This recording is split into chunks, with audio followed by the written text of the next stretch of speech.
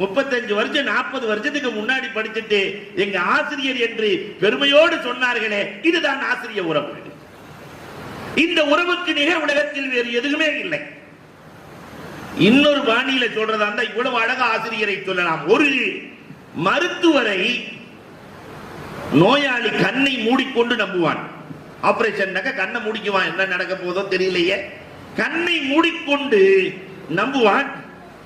ஆனால் கண்ணை திறந்து கொண்டே ஒரு ஊரே நம்புவது ஆசிரியரை மட்டும்தான்.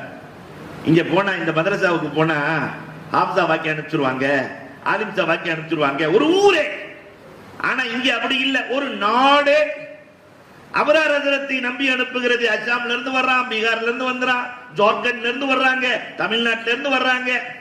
அப்ப ஒரு நாடே இந்த ஆசிரியரை நம்பி அனுப்பி வைத்திருக்கிறது பிள்ளைகளை.